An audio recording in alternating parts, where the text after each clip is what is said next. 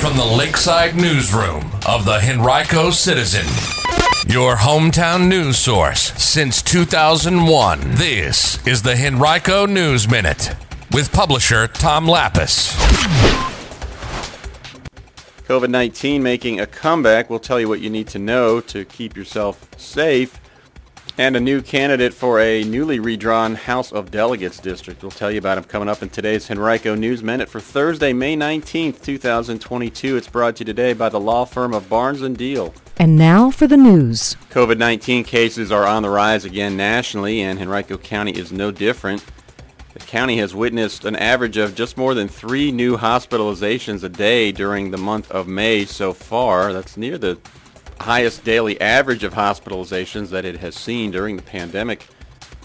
So far in May, there have been just more than 2,440 new cases of COVID officially reported in the county, or about 136 per day.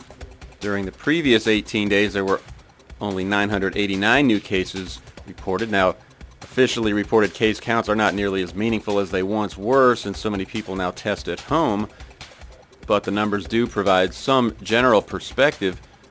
There also have been 29 new COVID-related deaths reported in the county this month, compared with only 8 during the previous 18 days.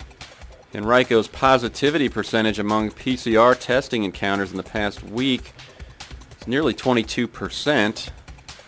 And the county is now in the second of 3 community levels as determined by the CDC. Richmond and Henrico Health District's nurse coordinator Amy Popovich said yesterday that at that level, officials would recommend folks consider wearing masks again, especially indoors, and maintaining proper distancing. Popovich suggested that residents of the area should get used to riding the COVID wave for the next few weeks, as cases probably will continue to rise and even push perhaps the county and city into the high level of transmission. We'll have more coverage of this later today on HenricoCitizen.com. Republican David Owen has announced that he'll seek his party's nomination for the House of Delegates seat in the newly shaped 57th House District, which generally includes the Three Chop District in western Henrico and part of Goochland. The district is one of 5 newly redrawn ones involving Henrico, and one of 3 in which no current delegate resides. The next scheduled general election for the House is November 7th of 2023. Owen is the former president of Boone Homes. He's a Henrico native who attended Tucker High and UVA. He retired after a 40-year career in the construction industry. Previously has served as president of the Homebuilding Association of Richmond and Homebuilders Association of Virginia. Well, a baby formula shortage is affecting parents nationally, leaving stores with empty shelves and infants with empty bellies. It's the result of a combination of issues, supply chain issues, and a recall of powdered formula produced at Abbott Nutrition's facility in Michigan.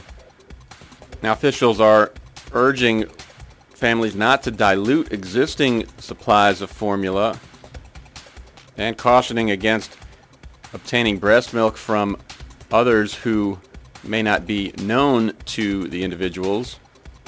Right now on HenricoCitizen.com, we've got an article that provides some resources for parents who may be in this position looking for formula. You can check it out right now.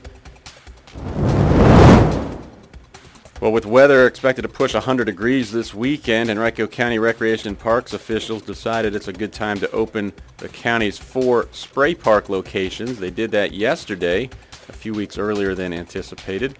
The parks each offer zero-depth water play areas intended for children 12 or under.